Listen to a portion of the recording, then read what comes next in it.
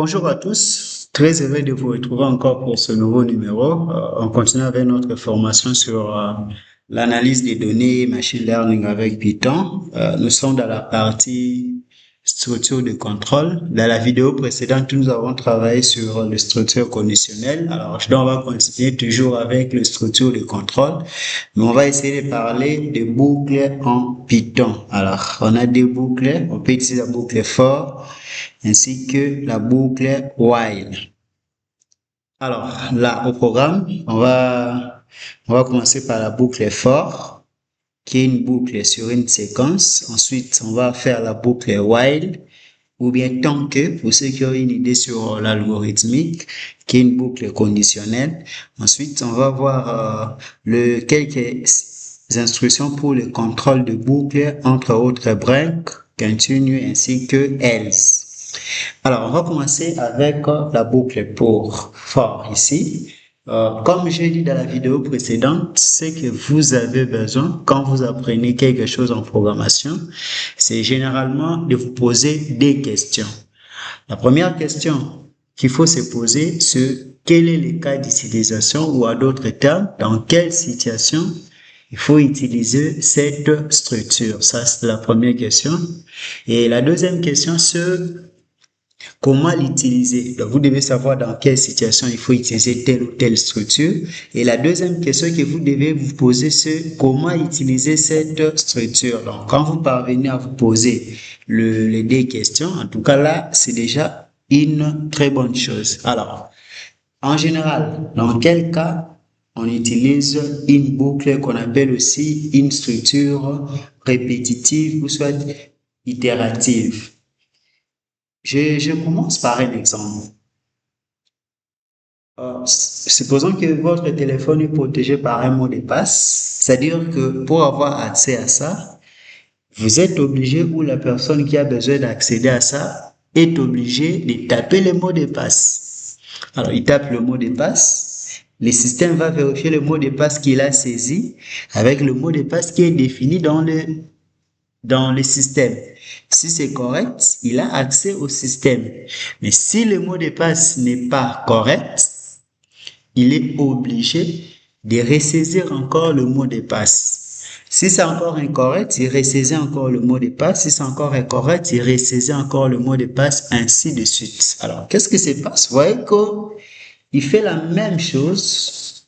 Il fait la même chose, mais plusieurs fois. Saisit le mot de passe, il saisit le mot de passe, il saisit le mot de passe. C'est la même chose qu'il est en train de faire, mais il le fait plusieurs fois. Alors, dans une situation où vous devez répéter une action ou une séquence d'actions plusieurs fois, donc vous répétez la même chose plusieurs fois, c'est dans des situations pareilles qu'on va utiliser une boucle. Donc, j'ai illustré ça avec le mot de passe. Vous faites la même chose, saisir le mot de passe, saisir le mot de passe, saisir le mot de passe. Vous saisissez le mot de passe plusieurs fois et si le nombre de tentatives n'est pas défini, on peut saisir même 50 fois tant qu'on n'a pas trouvé le vrai mot de passe. Ça, c'est une situation qui illustre dans quel cas il faut utiliser une structure répétitive ou une boucle. Donc, retenez qu'on utilise une boucle lorsqu'on doit répéter une séquence d'actions plusieurs fois. Et ici, en Python, nous avons deux principales boucles. Il y a la boucle for, pour ceux qui maîtrisent l'algorithmique, c'est l'équivalent de la boucle pour en algorithmique. Et on a la boucle while, qui est l'équivalent de la boucle tant en algorithmique. Alors, on commence avec la syntaxe de la boucle for. Et une chose aussi à retenir, parce que je viens de dire tantôt qu'on a des boucles en Python, la boucle for et la boucle while. Et là aussi, vous devez savoir dans quelle situation il faut utiliser la boucle for et dans quelle situation aussi il faut utiliser la boucle while. Et dans le deux cas, c'est-à-dire while comme for, on utilise lorsqu'on doit répéter une séquence d'action plusieurs fois. On veut afficher plusieurs fois, comme j'ai illustré ici, on saisit le mot de passe plusieurs fois. Lorsqu'on doit répéter une séquence d'action plusieurs fois, c'est là qu'on va utiliser une boucle. Alors, maintenant, on a deux. Dans quel cas utiliser la boucle for et dans quel cas utiliser la boucle while? En général, On utilise la boucle for si le nombre de répétitions est connu, c'est-à-dire on sait qu'on va répéter 3 fois, 5 fois, on va aller de 1 à 10. Si le nombre de répétitions est connu d'avance, là, on va utiliser la boucle for. Si je vais par exemple afficher de 1 à 10, là je peux utiliser la boucle for parce que je sais que je vais aller de 1 à 10. Le nombre de répétitions est connu. Au cas contraire, si le nombre de répétitions n'est pas connu d'avance, par exemple pour le mot de passe, je ne sais pas combien de mots de passe incorrects l'utilisateur va saisir, je ne sais pas. Donc, dans une situation pareille où le nombre de répétitions n'est pas connu d'avance, c'est là qu'on va utiliser la boucle while. Donc, retenez qu'on utilise la boucle for si le nombre de répétitions est connu et où on utilise la boucle while si le nombre de répétitions n'est pas connu. Mais un détail, ça ne veut pas dire que comme on utilise la boucle while si le nombre de répétitions n'est pas connu, qu'on ne peut pas l'utiliser si le nombre est connu. On peut aussi utiliser la boucle while si le nombre de répétitions est aussi connu. Mais généralement, on va utiliser ça si le nombre de répétitions n'est pas connu. Alors, la boucle est for. La syntaxe est là, c'est for. Vous mettez une variable, une séquence. Séquence, ça peut être, c'est un ensemble de valeurs. Et ici, vous mettez le bloc. N'oubliez pas l'indentation qui doit venir là. Vous mettez le bloc. Alors, ici, la boucle va aller pour chaque valeur qui va se trouver dans la séquence. D'une manière normale, c'est comme ça. La variable va prendre chaque valeur qui se trouve dans la séquence et les instructions que vous allez mettre ici vont se répéter autant de fois. Donc, si la séquence a 1000 informations, c'est-à-dire la boucle va se répéter 1000 fois. Si la séquence a 10 éléments, la boucle va se répéter aussi 10 fois. Voilà. On dit même ici que la variable prend tour à tour chaque valeur de la séquence et la boucle s'arrête automatiquement après les derniers éléments. Donc, ça va parcourir du premier jusqu'au dernier élément de la séquence. Et dès que la boucle atteint le dernier élément de la séquence, automatiquement, la boucle s'arrête. C'est ce que je venais de dire tout à l'heure, que si la séquence a par exemple 10 éléments, la boucle va s'exécuter 10 fois parce que à chaque élément, la variable prend le premier élément, la boucle s'exécute. La variable prend le deuxième élément, la boucle s'exécute. La variable prend le troisième élément, la boucle s'exécute jusqu'au dernier élément, le 10e élément. Ça va, la boucle s'exécute et puis ça sort. C'est ça. Alors, quelques cas d'utilisation de la boucle for. On peut utiliser la boucle for pour parcourir une liste. On verra ça en détail quand on va parler de structure des données. Je peux illustrer ça directement dans la pratique pour parcourir une liste. Voilà, je crée une liste. Liste, j'appelle ça par exemple étudiants. La liste qui contient les noms des étudiants.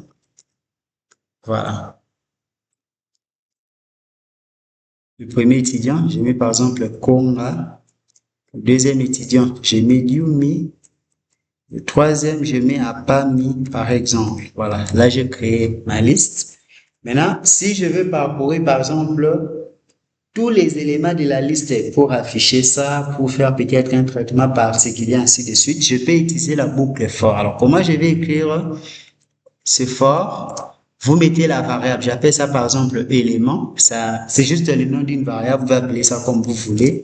In étudiant, étudiant c'est ma séquence, 2 points, c'est-à-dire pour chaque élément ou chaque contenu de cette liste que j'appelle étudiant, alors automatiquement, quand je viens là, la boucle ici va s'exécuter combien de fois? La boucle va s'exécuter 3 fois. Pourquoi 3 fois? C'est parce que la séquence, ici, ma liste, contient 3 éléments. Donc, la boucle va s'exécuter 3 fois. Et si la séquence, la liste avait 5 éléments, la boucle allait s'exécuter 5 fois. Alors, j'ai fait d'abord, je vais print. On va aller print, par exemple, bonjour. Voyons d'abord ce que ça va donner comme résultat. Donc, je mets for élément, j'insiste, ça c'est une variable, in étudiant. print bonjour. On va voir si la boucle va s'exécuter combien de fois d'abord ça. Voilà, ça affiche bonjour, bonjour 3 fois. Pourquoi? Parce que élément prend la première valeur qui est Konga. On demande d'afficher bonjour. Il affiche bonjour qui est là. Élément prend la deuxième valeur, c'est automatique, qui est Diumi. On demande d'afficher bonjour, il affiche bonjour. Et élément prend la dernière valeur qui est Apami. Mais là, on demande d'afficher bonjour. Maintenant, regardez. Ici, j'ai demandé à l'ordinateur de m'afficher aussi élément. J'exécute. Vous avez vu les résultats? Alors, je change le séparateur pour bien illustrer ça. Bon, même comme ça, vous voyez? Élément prend la première valeur qui est Konga. On dit afficher bonjour. Il affiche bonjour. On demande encore d'afficher élément. Or, au premier passage, la valeur d'élément c'est Konga. Donc, ça va afficher Konga. Élément prend la deuxième valeur qui est Diumi. On demande d'afficher bonjour. Il affiche bonjour. Ensuite, il va encore afficher élément. Et au deuxième passage, la valeur d'élément c'est Diumi. C'est quoi? Ça affiche Diumi. Et troisième passage, élément prend la dernière valeur qui est Apami. On demande d'afficher bonjour, il affiche bonjour et là on demande d'afficher élément. Or, ici la valeur d'élément c'est Apami. C'est pourquoi ça affiche bonjour Apami. Voilà. Donc ça, on peut utiliser la boucle for pour parcourir tous les éléments d'une liste. Autre usage, on peut aussi utiliser la boucle for avec range. Voilà.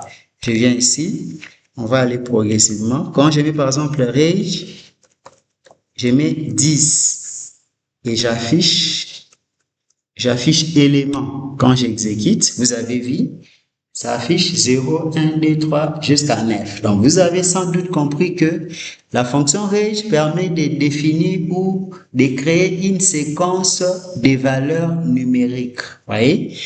J'ai mis range 10, ça a affiché. Donc, élément prend la valeur 0, valeur 1. Donc, d'une manière générale, si vous devez retenir, si vous utilisez range, ça va créer une séquence de 0 jusqu'à cette valeur moins 1. Donc, comme là, j'ai mis 10, 10 moins 1, ça fait 9. Ça va créer une séquence de 0 à 9. Donc, ça va créer une séquence de 0 à 9. C'est ça, range. Mais on n'est pas toujours obligé de commencer par, 0. On n'est pas obligé de commencer par 0.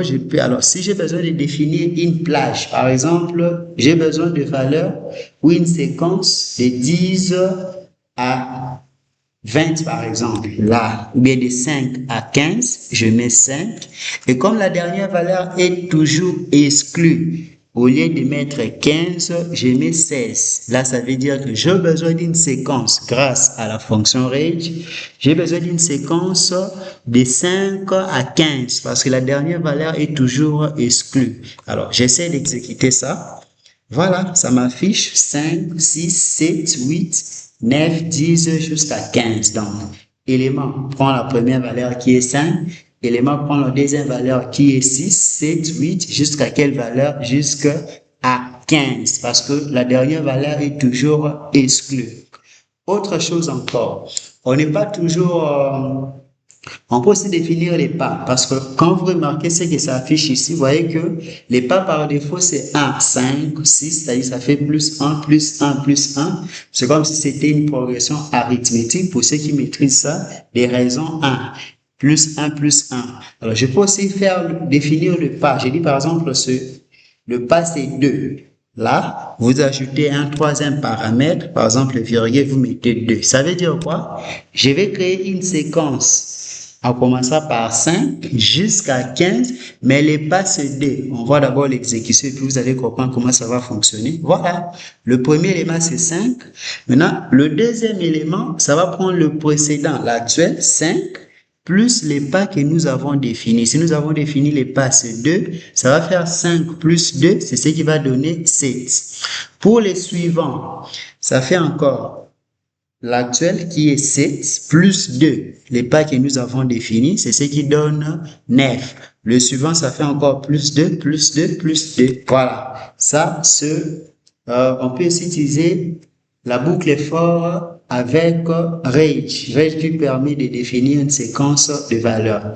L'autre utilisation de la boucle for, c'est pour parcourir les lettres d'une chaîne de caractères. Je peux venir ici, je mets lettre, for lettre, in. Bon, j'ai défini par exemple une chaîne ici. Non, je mets du mi, du colo. Voilà, je mets non. Et là, je vais afficher, par exemple, je mets comme ça, lettre. Voilà. J'ai défini le nom qui est là, je mets égal ici. J'ai défini le nom qui est là. Je mets for lettre in nom, c'est-à-dire pour chaque variable que j'ai appelée lettre qui se trouve dans nom, qu'on puisse m'afficher cette lettre. Quand j'exécute, voilà, ça affiche chaque lettre de la chaîne que j'ai définie. Voilà. On a vu 3 cas d'utilisation de la boucle for. On peut utiliser ça pour parcourir les éléments d'une liste, une structure de données. On peut utiliser la boucle for pour avec une séquence de valeurs générée par range. On peut aussi utiliser la boucle for pour parcourir les caractères ou soit les lettres d'une chaîne de caractères. Voilà. Là, c'était pour la boucle for. Maintenant, on passe à la boucle while. Maintenant, la boucle while, on a dit qu'on utilise la boucle while si le nombre de répétitions n'est pas connu d'avance. Généralement, c'est dans telle situation si le nombre de répétitions n'est pas connu d'avance. Alors, voici la syntaxe de la boucle while. Ce while, condition, vous mettez le bloc d'instruction, ainsi de suite. Alors, regardez, comment ça va s'exécuter? Je prends le cas ici. Ça va vérifier la condition. Si la condition est vraie, on entre dans la boucle. On va exécuter tout ce que vous avez mis ici sous while. Quand ça arrive à la fin, par exemple ici, compteur égale compteur moins 1, quand ça arrive à la fin, au lieu de sortir, c'est-à-dire au lieu de continuer la suite, ça rentre encore ici. C'est ce qu'on appelle ça une boucle. Ça va encore rentrer ici pour tester encore la condition. Et si la condition est encore vraie, on entre dans la boucle, on exécute encore ça une fois encore. On exécute. Quand on arrive à la fin, donc à la dernière instruction de la boucle while, au lieu de sortir, on fait la même chose, on rentre encore ici pour tester la condition. La boucle va tourner tant que la condition est vraie. Si la condition est vraie, on entre dans la boucle, on exécute ça. Et dès que la condition devient fausse, on sort de la boucle. On va illustrer ça avec la gestion du mot de passe, comment la boucle while fonctionne. Et retenez juste la syntaxe. On fait le mot de passe. On demande à l'utilisateur de saisir le mot de passe. On suppose que le mot de passe correct, c'est 1, 2, 3, 4. Alors, je lui demande de saisir le mot de passe. Input. Bon. Input. Saisir le mot de passe. Alors, il saisit le mot de passe. Maintenant, si le mot de passe est incorrect, tant que le mot de passe est incorrect, c'est-à-dire, tant que c'est différent de 1, 2, 3, 4, il doit faire quoi? Il doit ressaisir encore le mot de passe. Donc, je vais utiliser la boucle while parce que il va répéter une séquence d'actions plusieurs fois. Et comme je ne connais pas le nombre de répétitions, donc, je vais utiliser la boucle while. Alors, la condition, c'est quoi? Mot de passe différent. Donc, tant que le mot de passe est différent de 1, 2, 3, 4, il fait quoi? On affiche quand même un message pour dire mot de passe incorrect. Mot de passe incorrect, il doit recommencer. Et je lui demande de ressaisir encore le mot de passe. Input, ressaisir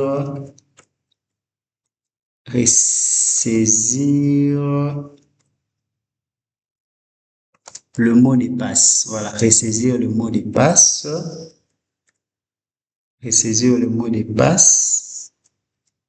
Voilà, et là, je viens print accès autorisé. Voilà, accès autorisé. Alors, ça, c'est en dehors de la boucle while parce que c'est sur la même ligne, mais print et MP sont dans la boucle while. Donc, il faut tenir compte surtout de ça. Alors, On voit d'abord l'exécution. Avant même ça, là, l'utilisateur, on demande à l'utilisateur de saisir le mot de passe. Il saisit le mot de passe. Alors, on vérifie.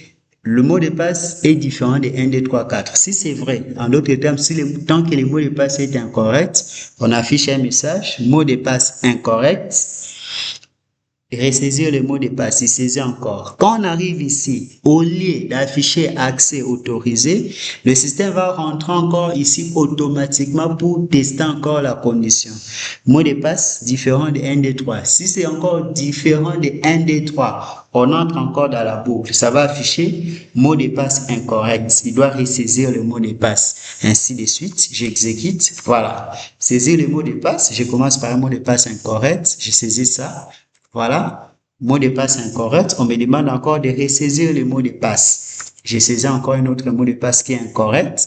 Voilà, mot de passe incorrect, ressaisir le mot de passe. Voilà, je continue. Vous voyez, ça répète la même chose plusieurs fois. On peut illustrer ça. Ça, c'est le premier message, saisir les mots de passe. J'ai saisi 1246. Il vient ici, il vérifie que 1246 est différent de 1, 2, 3, 4. En d'autres termes, le mot de passe est comment? Incorrect.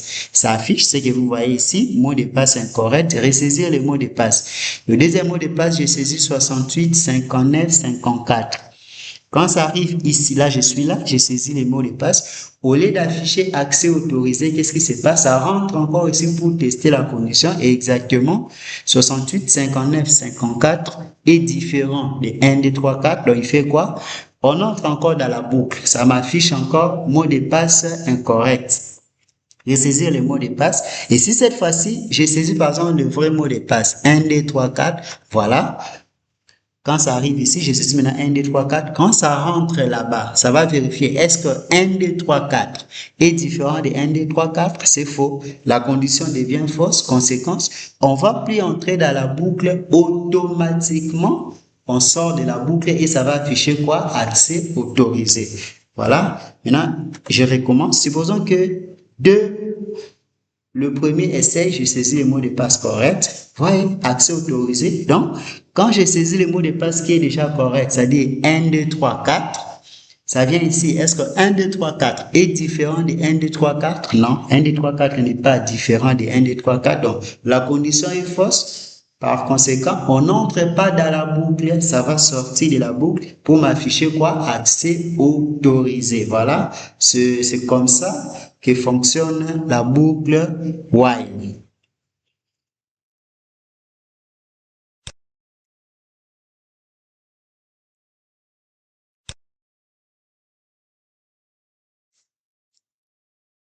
Ça, c'est la boucle while. Vous avez compris à l'aide pour la gestion de mots de passe. Alors, le dernier point que nous allons essayer de parler, c'est sur le contrôle de boucle. Donc, ça peut arriver qu'on puisse arrêter immédiatement la boucle. Ça peut arriver qu'on puisse sauter une itération. Alors, on commence par break. L'instruction break permet d'interrompre immédiatement la boucle, quelle que soit la condition. Un exemple, regardez ici, on peut directement le voir. For in range 10, comme j'avais expliqué tout à l'heure, quand vous mettez range 10, ça va vous générer une séquence de valeurs entre 0 et 9. Donc, on aura 0, 1, 2, 3 jusqu'à 9. Alors, comme j'ai mis in range, automatiquement, cette boucle va s'exécuter combien de fois? Ça sera 10 fois. I égale 0, ça s'exécute. I égale 1, ça s'exécute. I égale 2, ça s'exécute. Jusqu'à I égale 9, ça fait au total 10 fois. Et comme on a dit, print I, c'est-à-dire, on va afficher I. Rappelez-vous de ce paramètre end, c'est-à-dire, ça va, au lieu de faire un retour à la ligne, ça va juste mettre l'espace entre les différentes valeurs. Maintenant, regardez. Normalement, s'il n'y avait pas les if ici, j'avais d'abord le break, ça va afficher de 0 à 9. Mais qu'est-ce qui va se passer ici? J'ai mis if i égale 5. Break.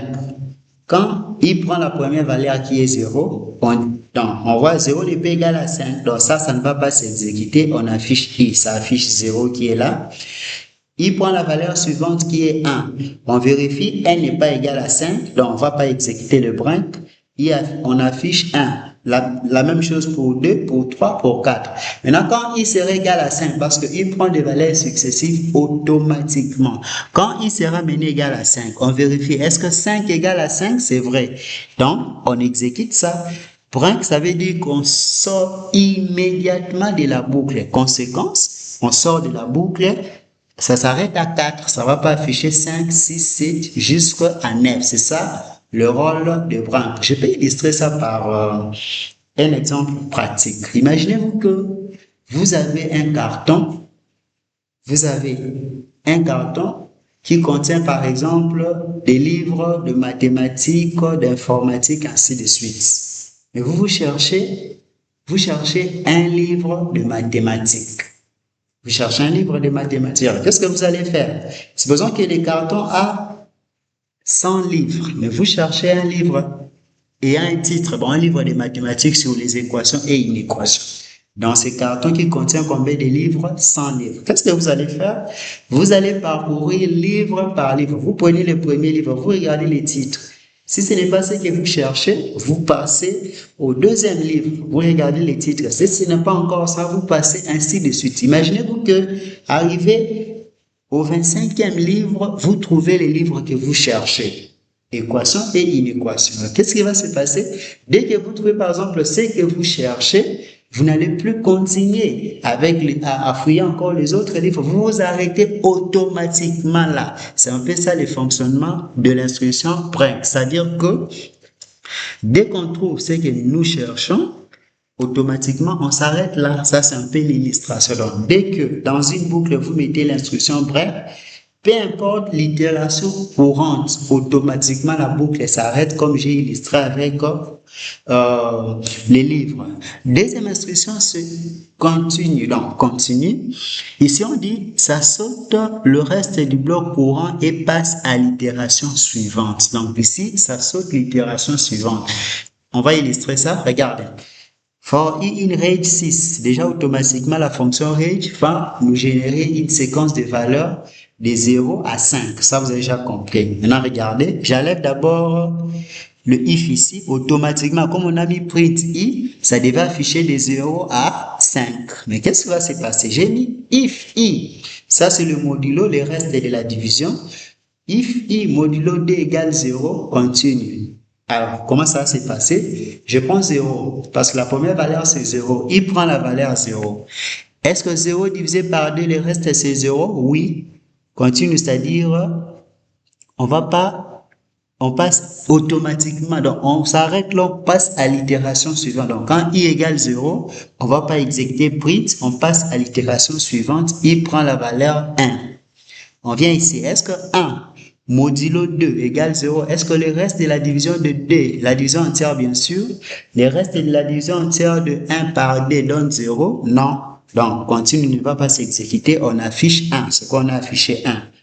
Il prend la valeur suivante qui est 2. On vient encore ici, est-ce que 2 modulo 2 donne 0? Oui, le reste de la division entière de 2 par 2 donne 0. Donc, continue, c'est-à-dire quoi? On ne va plus continuer, on rentre au début, on passe à l'itération suivante qui est 3. C'est pas vous regardez, on n'a pas affiché 2. On passe à 3. 3 modulo d n'est pas égal à 0. Continue, c'est-à-dire, on ne va pas exécuter ça. Non, 3 modulo d, ce n'est pas égal à 0, c'est vrai. Ce n'est pas égal à 0 plutôt, donc la condition n'est pas vérifiée, on ne va pas exécuter ça, on va afficher 3. Vous voyez, c'est comme ça que fonctionne la boucle continue. Alors, comme j'ai expliqué tantôt avec Brink, prenons toujours l'exemple où vous cherchez un livre. Dans un carton, vous avez et les livres de mathématiques, vous avez et les livres de programmation. Et vous cherchez un chapitre de maths, par exemple, équation du premier degré. Mais dans votre carton, il y a et les livres de maths et les livres de quoi? D'informatique. Qu'est-ce que vous allez faire? Vous cherchez juste un livre qui contient un chapitre donné. Vous prenez les livres, vous regardez d'abord les titres. Si déjà les titres du livre, c'est un livre d'informatique, vous n'allez même pas regarder les contenus, c'est-à-dire vous n'allez même pas ouvrir ça, vous passez au livre suivant. Si le livre suivant aussi, supposons que le livre suivant c'est un livre de mathématiques, c'est alors que vous allez ouvrir ça pour regarder le plan, pour voir si le livre-là contient le plan le chapitre que vous cherchez.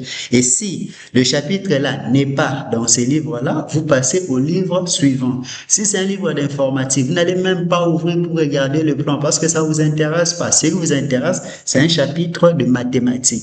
C'est comme ça avec cette instruction continue. Et pour finir, il y a aussi else. Oui, on peut aussi utiliser else dans une boucle. On dit qu'on utilise else, c'est quand la boucle se termine normalement. C'est-à-dire qu'il n'y a pas eu de break, il n'y a pas eu aussi de continue. Donc, là, par exemple ici, for in range 3, ça va afficher de 0 à 2 et à la fin, ça va aussi afficher boucle terminée parce que ça s'est exécuté, il n'y a pas eu de break. Voilà, c'est un peu ça les cas d'utilisation de boucle.